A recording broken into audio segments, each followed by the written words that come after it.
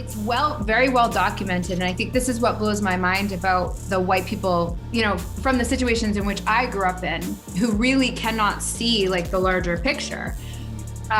What blows my mind about it is that it's well documented that presidents, when they would run back in the early, those first like few presidents or whatnot, they were very clear about their strategy, which was as long as they could convince a poor white person that they were better than a black person, that person would vote for them. Even you could pick, and there's a quote, and I wish I had it handy, but there's a quote out of one of the books that I tell everyone to read about classism called White Trash, The History of Classism in America. There's a quote in there where one of the presidents even said, from the South, he's probably one of the candidates said, I can pick a poor white man's pocket. I can pick it dry, pick it clean, as long as I have reassured him that he is better than a slave. But so they're not in the same type of slavery exactly, but they're in their own form of slavery. But they have been reassured that they're not as bad, that they're better than a black person. That's a form of mental slavery. Yes. It shows you how powerful manipulating things like this against the mind can be. Exactly. It's the reason why we had guys like Bernie Madoff living this facade that he was an honorable, high-end businessman, ripping off people for billions of dollars. But the thing that got me was how long he got away with it. 40 years this guy was doing this. And the thing that really gets me is that how easy, this is the reason why the Hustlers Corner is so much into researching the past, finding the truth, and presenting the true evidence, because I see so many people out there that are so brainwashed on both sides of the aisle. I'll never forget, I saw this guy on TikTok. I still to this day, I couldn't believe it. I just couldn't believe it. This guy was in his car and his windows were rolled up and the cops were banging on his window to open the window, like banging on his window. He raises up his hands. I kid you not. He starts praying. Oh, please come and help me, please. Guess who he was praying to? He was praying to Donald J. Trump. Yeah, you told me that. I said, what? Yeah. This is the thing. Racism and classism are desperately intertwined. Yes. We can there are certain situations where we can pull them apart and say, even if we leveled the economic playing field, there are disparities for people of color in our communities. There are times in which pulling them apart is like, oh yes, like we know that racism exists because even when you take the money out of it, it is still clear that people of color are more impacted in certain situations. But in order to understand the brainwashing that you're talking about, in order for actual racial and economic justice, they go hand in hand. In order for that to actually happen in our country, we have to be willing to reassess at the very core our work values and what we believe in terms of like who is good enough or deserving enough of things in our society. Because at the end of the day, a lot of the brainwashing has to do with, well, I'm deserving of it because I'm a hard worker. I have a strong work ethic, all of that. But what most people in America don't understand is that those values came from the colonies. They came from the people who came and took this land from the natives, And so those values, like when my father used to be so proud of being a hard worker, that is a Protestant Irish value that had been embedded in him by, his mother and his family and his upbringing. And there's this falsehood that gets sold to the Americans that if you work hard, you'll get ahead. And the idea is that the 1% at some point, with trickle down in economics, right? At some point, they will become generous enough to see how hard I've worked, and they will reach down and they will lift me up out of poverty because I deserve it.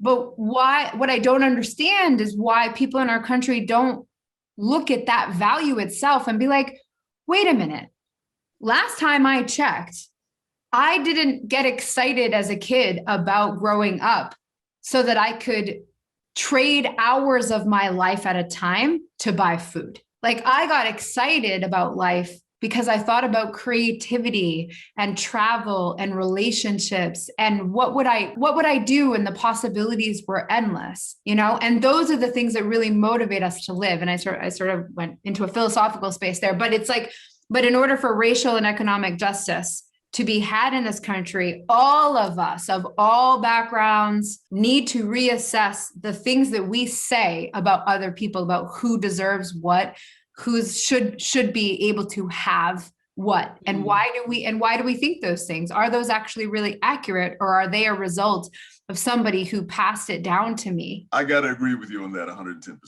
Brashani. And I think you hit the nail on the head by starting with the busting of the myth of the American dream. The American dream, I have come to learn from reading and from studying, is actually a bill of goods that they sold us. Yes. Yes. You're American, right. It doesn't exist. And also American dreams is being American greed. Yeah. It is nothing more than the manipulation of the human spirit for profit and personal gain. For example, I used to work for, like, you know, I steer clear. I'm very, people will say I'm a bit of a prideful man, but I'm very, very careful about that term. I'm very careful about it because I have always relied on my hard work ethic. My brothers, I have other brothers, they got their college degrees, they got, you know, good education. I didn't get the degree that they have because I saw what they went through. They got the degrees and they went on these jobs and they faced all of this racial hostility and hate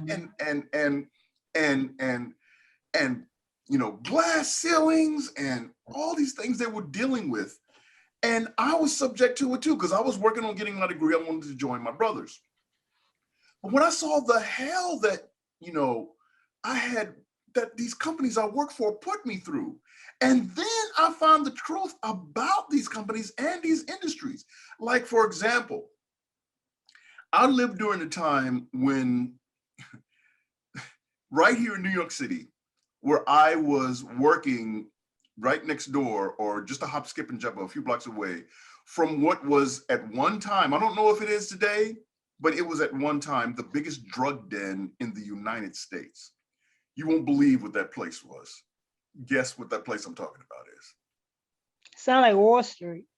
Yeah. Wall Street, but one particular place in Wall Street that I'm talking about. It's called the New York Stock Exchange.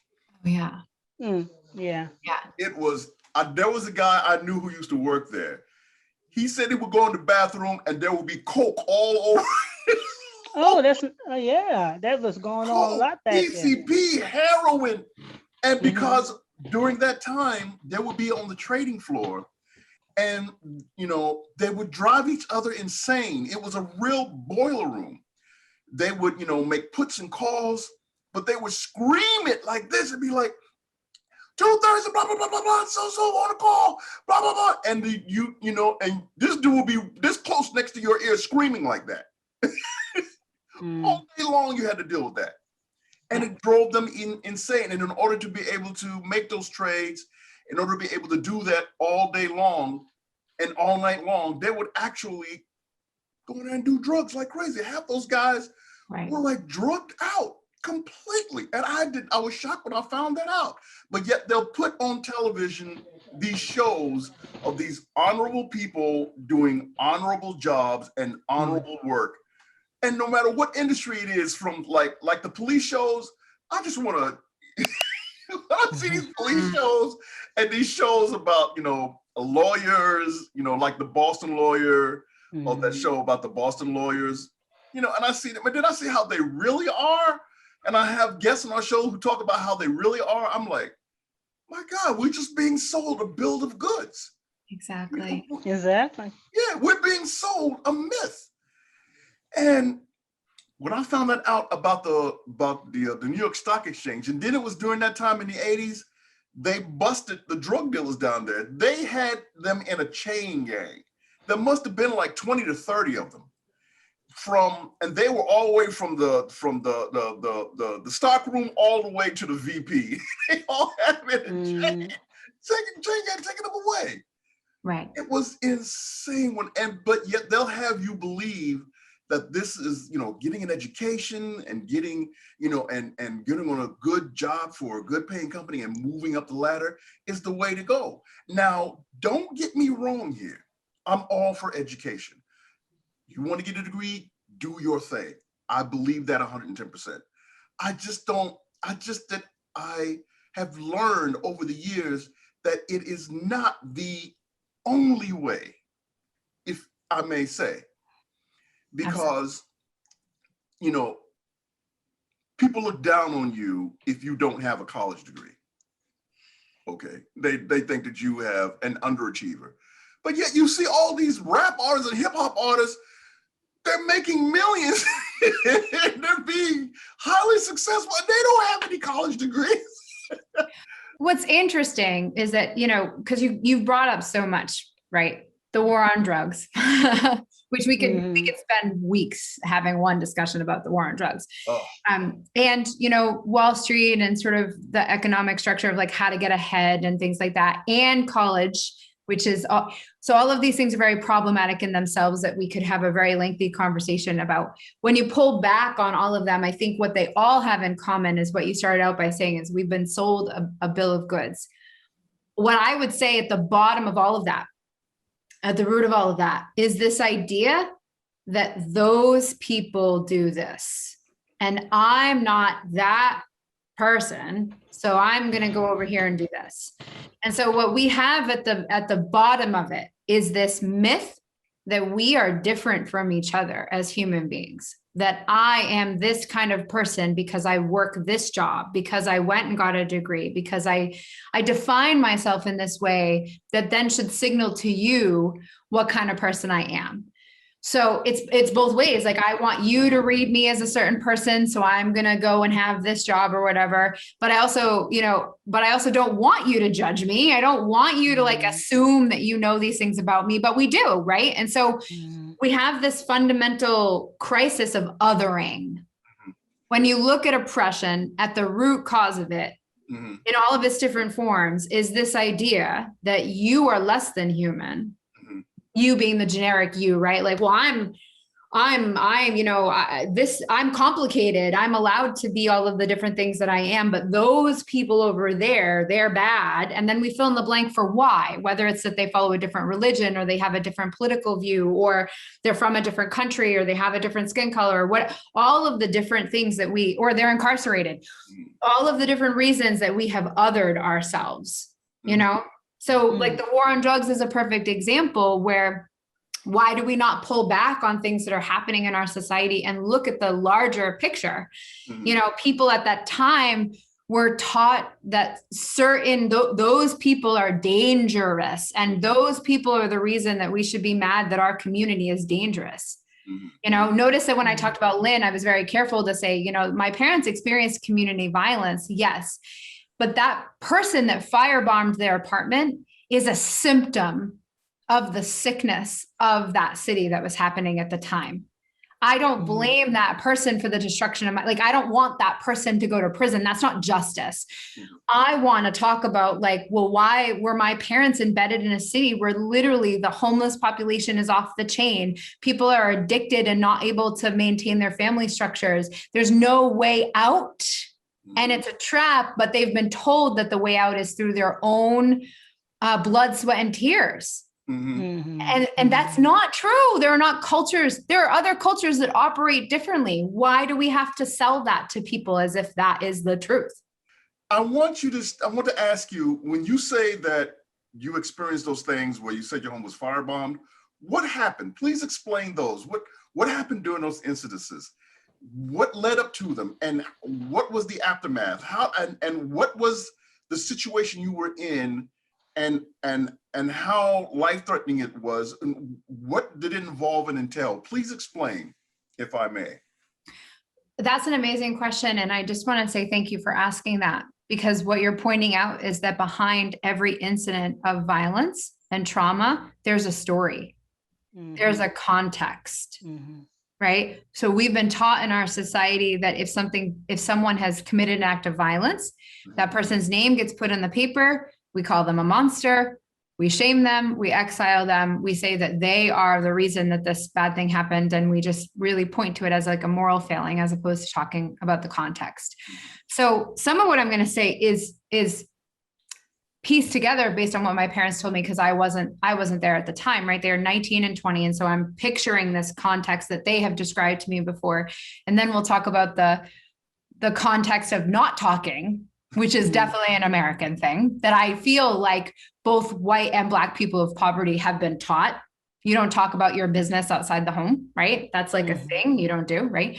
So the pieces that I could sort of get together was that, my mom was one of 5, and she was kind of like the golden child in a way. And so she was expected to graduate high school. She had 2 older siblings that had both been running with the Hells Angels gang, which was a huge problem, especially in the 70s, still is problematic in our country. But so her 2 older siblings, male and female, were running with the Hells Angels gangs and both struggling with substance use addiction, substance use disorder. My uncle ended up being incarcerated in Walpole for most of my childhood, which was at the time one of the most dangerous prisons in the entire United States. And so my mom was kind of the golden child. She also had a brother who was developmentally delayed, that she would take care of when my grandmother was busy with the other, chasing my aunt and uncle down the street, trying to get them to come home. And then she had a younger sister who was just so young at the time that, again, my mom was sort of like the golden child. So and by golden child, what I mean was that she was going to find a good husband. That's what you're supposed to do back then. Very, very like old modern day, old, values or whatever. And so my mom met my father in high school, and they were high school sweethearts. And then, they graduated, they got engaged, they got married, 1920. And my father actually, and this is where a lot of the sort of family intergenerational trauma is handed down, is my father actually was a product of conception outside of wedlock. And so his mom was a teenage mom. And it was the time in which she would be sent to Aunt so-and-so's to go have the baby because we can't tell anybody that she's pregnant or whatnot. And so that happened, and then they come back. And so then my grandmother is raising my father, and his father is nowhere to be found. My father, is like, basically he grew up fatherless for the most part. His grandfather was in the picture, but then he lost his grandfather suddenly when he was a teenager. So that instability of male presence in my father's life was it was always unstable. There was never a consistent, So anyway, they're trying to start their life together, my mother and and my father. And, my mom has this craziness with her siblings and all of the horror that comes with all of that, incarceration, addiction, whatever. My father has, his grandmother raising him, his mom was very mentally unstable. I would say now, like looking back, probably major mental illness played a significant role. She ended up actually committing suicide when I was 1. So that sort of happened. So my dad is trying to start this life with, my mother, but he has all the pressures on him from American society that he is to be the man of the household. Right. And they want to have a family, and they want to do all of that. So they just get married. They're 19 and 20. They move into their first apartment together. And it was my understanding that the families had done their best to come together and sort of furnish the apartment for them and try to send, golden child, right? My mom is the golden child. So my grandfather's we gotta do this for her and whatever. Within months, something happened, some sort of disagreement with one of the tenants and the landlord evicted the tenant. My parents describe it very compassionately. They say that it was a very unjust situation, that the landlord had evicted this tenant, and it wasn't, for whatever reason, it wasn't fair. There was something happening, maybe discrimination or something along those lines.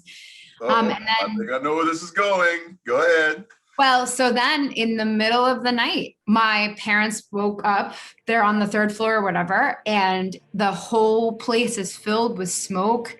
And, you know, and there's no real fire alarm structure right at this time. It's like, you know, late 70s or whatever. And my parents just figured it out right from the billows of smoke and whatever. There's a fire somewhere in the house. And I remember my mom saying that there was like two things that she grabbed like on her way out that were from her childhood that were so important to her that I think it was, she grabbed the wedding picture of her and my dad getting married, and then something from her childhood that her mom had given her or something. And they left and they lost everything. This is Periel Duff saying thank you for taking the time to come and check out our show.